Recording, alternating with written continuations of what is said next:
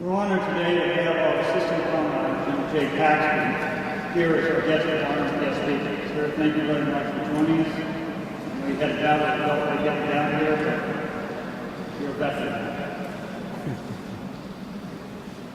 I'd like to recognize Mrs. Ellen Duncan. Are you out here? Yeah, go right. Thank you for joining us. And thank you to all of you and General Duncan have done for our Marines and our families. We certainly wish them all the best in the duties forward. Thank you for being here. Since 1913, our mission has been to foster through mentorship the professional growth of all Marines. First, by publishing a professional journal of our Corps, the Marine Corps Gazette, and later, the Letternet magazine. And through the years, our programs have evolved and encouraged active study, discussion, and writing across the spectrum of military arts and sciences. So looking to the second century ahead, we are committed to sustaining the programs that we have in place and building new programs that encourage and advance the professionalism of our great Marines. We're honored to have with us today three of the association's past presidents. Their leadership has influenced and paved the road that we are on today, and we're in good shape because of their efforts and their insight. And I'd like to recognize Brigadier General George Bartlett. Sir.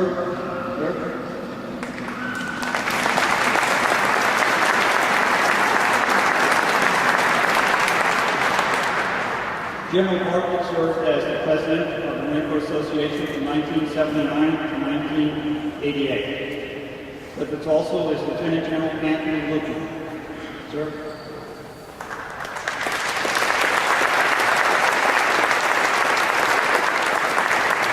General Lucan served from 1989 to 1998. That's a good run, sir. Thank you. And Major General Les Palmer, who served from 1998 to 2010. And yes, ladies and gentlemen, the bow tie is back.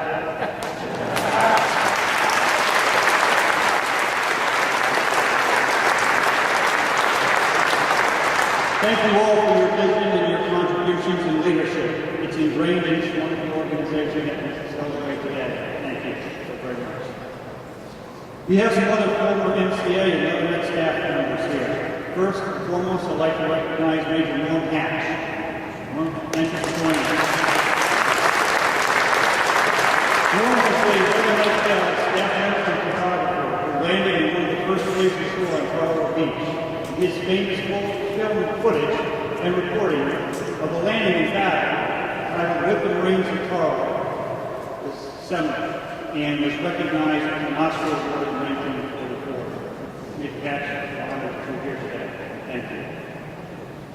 We have Colonel Lou Pianadosa.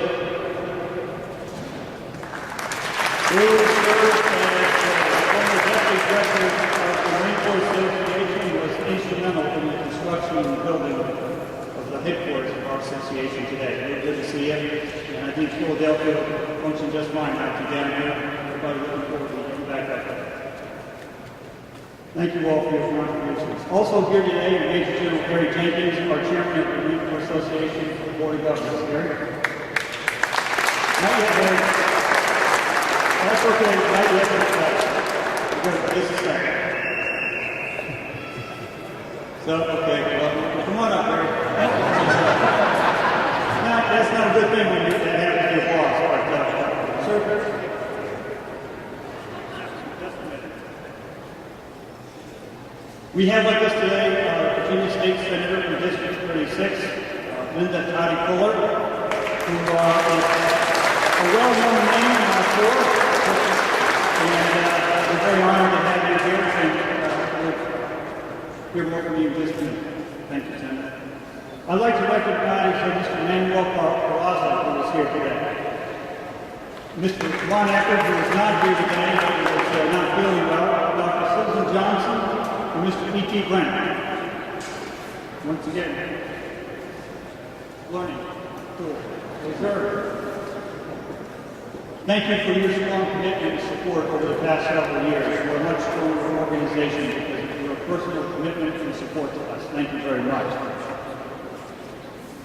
The Virginia legislature recently passed a joint resolution recognizing our 100 years of service. And at this time, I would like to ask Virginia State Senator Linda Toddy Taylor to come up and present us with that joint resolution. Senator?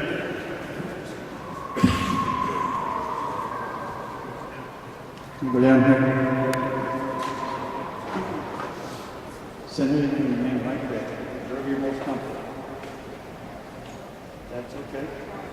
Sure. I can hold that. Where's that? It's framed when we give to you. You know where it is? I'll go ahead and mine. It's more sizable.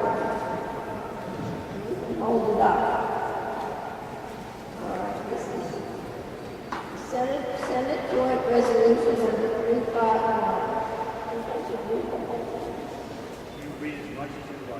I'll read the salient.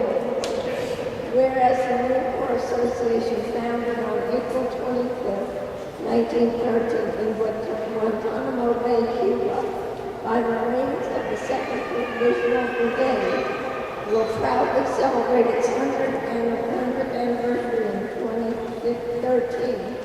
And whereas Lieutenant Colonel John A. Lejeune,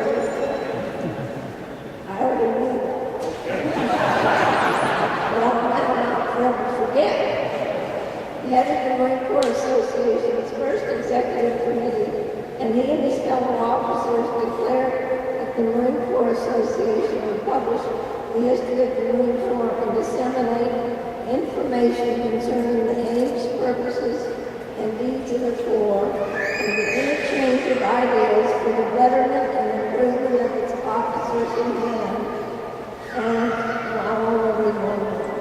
And whereas the Marine Corps Association introduced the Marine Corps Gazette in March 1916 to establish the association as a professional organization for all Marines and to provide a venue for debating the issues that are important to the Corps and disseminating military art and science to association members.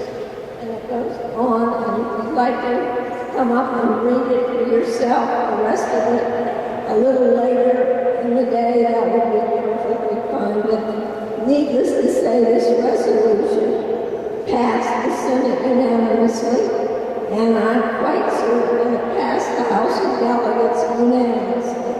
And I'm very proud to present it to you in honor of your 100th anniversary. And I just wanted to say a couple other quick things. I was born and raised as a Army brat. I spent many years, I moved to 13 schools in 12 years, and then I married Louis B. Puller Jr., and I had really never been around Marines. And boy, did I get a quick education. My father was very excited. He said, she'd never marry a Marine, but at least when she did, she married the right one. But anyway, George Bartlett just told me that story today. George Bartlett used to live next door to me when I was 10 years old. And he kept trying to tell my father that my father kept trying to tell George that the Marines ought to go away and become part of the Army. But anyway, that's all history. Congratulations. Thank you very much. Thank you very much.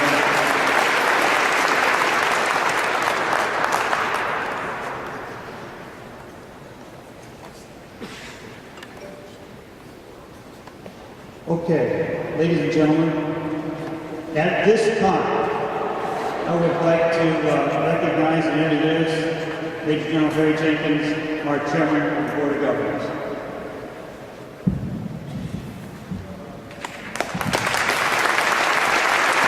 Thank you. General Paxton, distinguished flag and general officers, distinguished guests.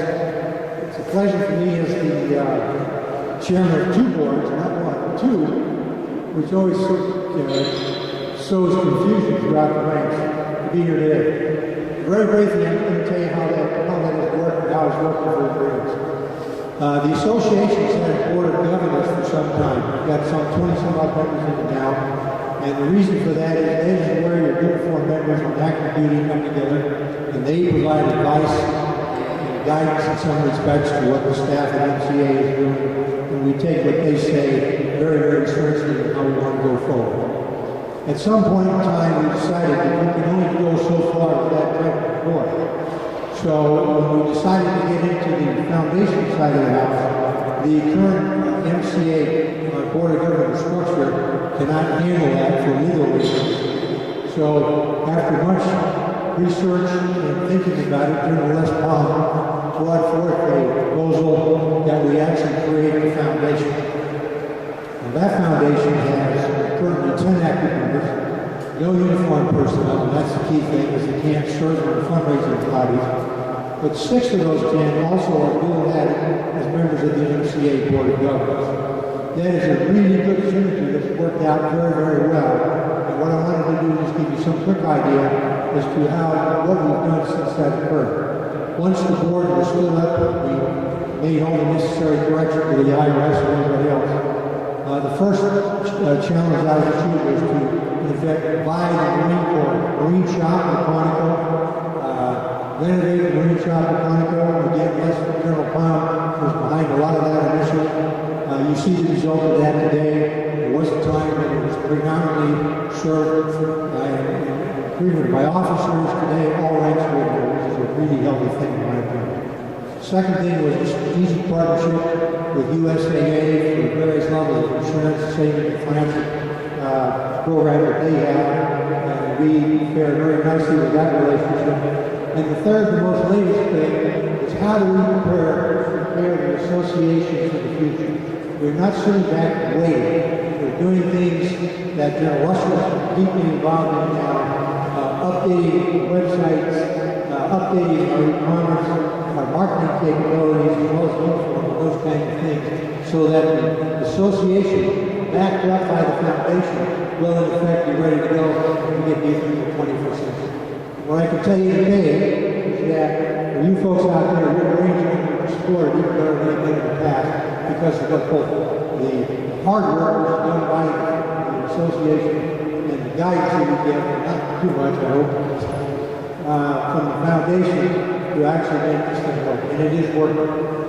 First major fundraising event will be in late May up in Milwaukee. We have board members working that.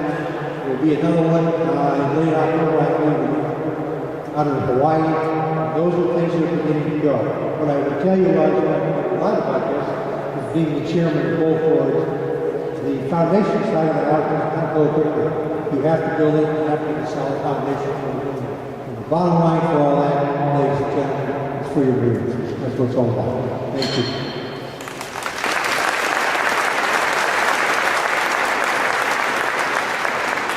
All right, at this time, it's my pleasure and honor to introduce our Assistant Commandant, General Fax.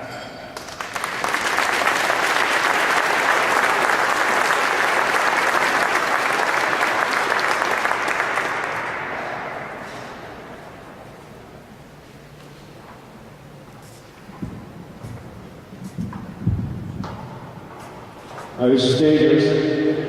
It's 1700, they lock the gift shop, I have a microphone and I'm moving. Ladies and gentlemen, it's an honor to be with you. General Usher, General Jenkins, thank you so very much for the time, for the gracious introduction. To Marines and friends of Marines, thank you for taking time from your busy schedules to recognize the significant accomplishment of 100 years of faithful service of the Marine Corps Association. General Walsh, we're up here, or Evan Pickens, they know on Thursdays we have our Marine staff meeting. It's usually something that you dread. It's an hour out of your week that you'll never get back. And the director of the staff and the assistant commandant chair of the meeting. And it's a great way to kind of cross-level and see what's going on. As a way of keeping the conversation going every week, though, the assistant commandant usually says, all right, today in history. And unfortunately today, I haven't got a great answer. So the 6 years of today in history, actually the declaration of the Spanish-American War. There were various and sundry other things that we talked about. But of course, the most important thing, and the reason we're all gathered today, is that it's the 100th anniversary of the Marine Corps Association. You can read it in the programs, and indeed you can read on the website the literature from the association how it got started with the 2nd Divisional Brigade down in Guantanamo, Cuba. About 60 officers, 3 that were directed to be there, to include a rather young, recently promoted Lieutenant Colonel John Luzerne. The Marine Corps was really in a different place in 1913. To them, it was kind of a transition period. To us today, we call it the interregnum. It was a period between the wars. They didn't know that, because you never know when the next one's coming.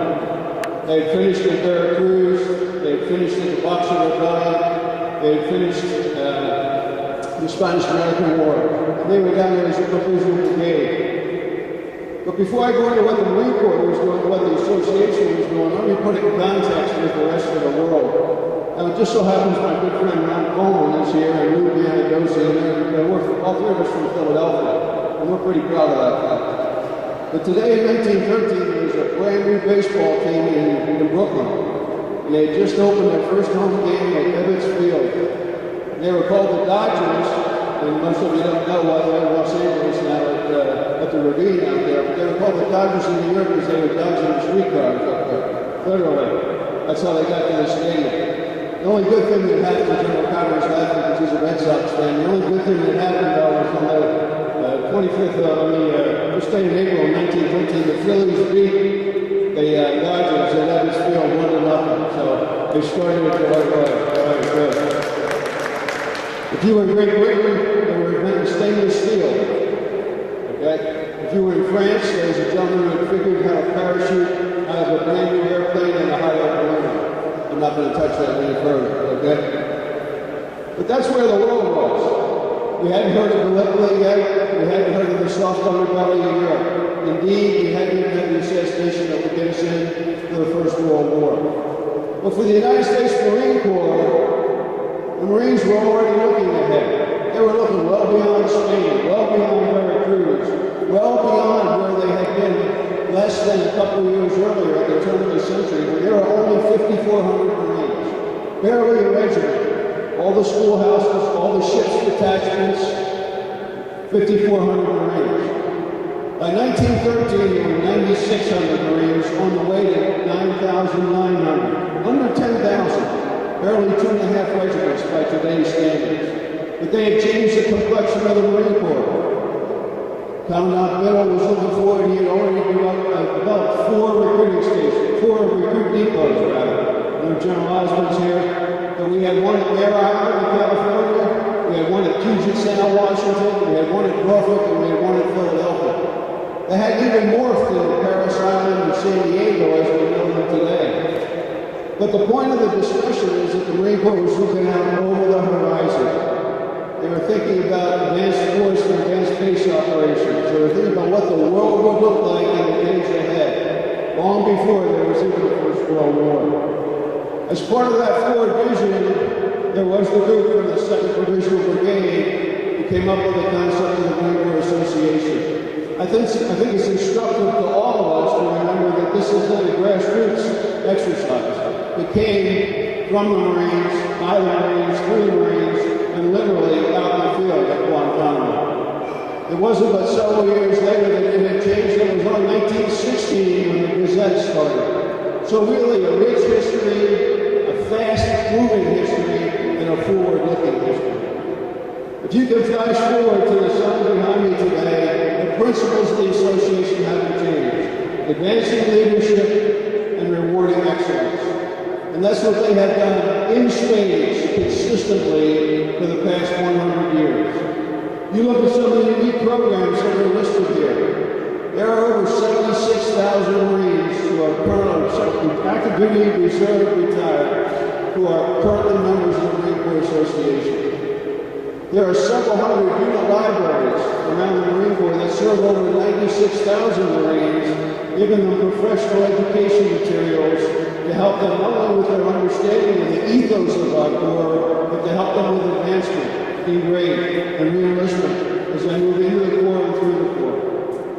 There are forums for commanders out there. There are special leadership programs. And most important to everyone here, we know about the awards that the Marine Corps Association sponsors. There is not a corporal's course, a sergeant's course, a staff and skill basic or advanced, a TPS graduation, an EWS graduation. There's not a single graduation that goes by that an honor graduate isn't recognized with an award for his or her stellar accomplishments and dedication on behalf of the association. So today, it's fitting that we pause to recognize what the association has done. It's fitting that we remember that it started inside the Marine Corps by Marines for Marines. And I think it's appropriate that we realize that the past 100 years, the association has always been a beacon for us how to go forward, and it's always been a bellwether for us about whether we're moving in the right direction at the right speed. Because it allows us a forum to critique ourselves, to share ideas, and to learn. And there's nothing but that discourse, that dissemination of information and ideas that makes an organization stronger.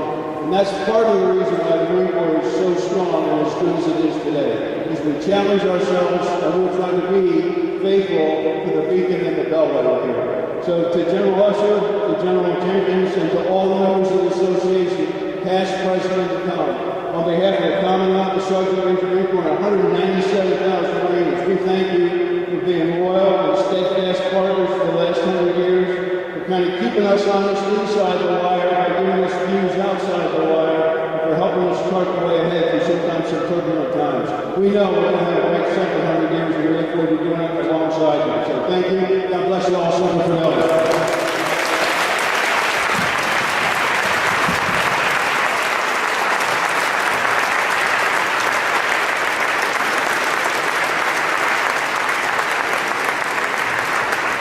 General Paxton, thank you very much for your great words and insight and encouragement. And again, it's our honor to have you join us on this centennial celebration. And as a former classmate of Steve Stock, you've done well.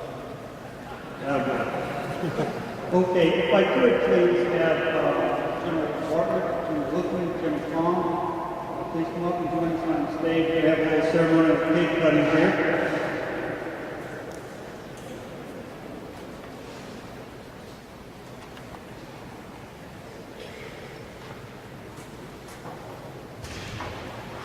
This is not a ceremony, so we're just going to move over the cake and I'm going to cut it and get this way.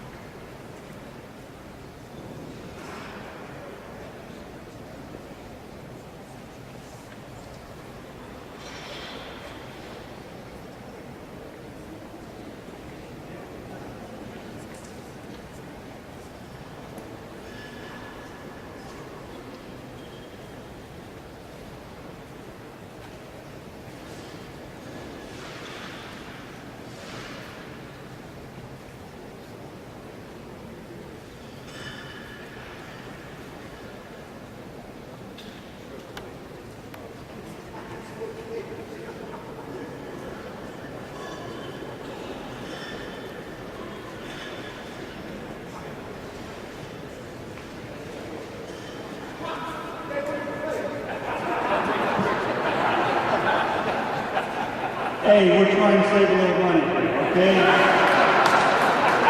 All right, gentlemen, if you would please. Enjoy your cake. Thank you for your service. Thank you very much. All right.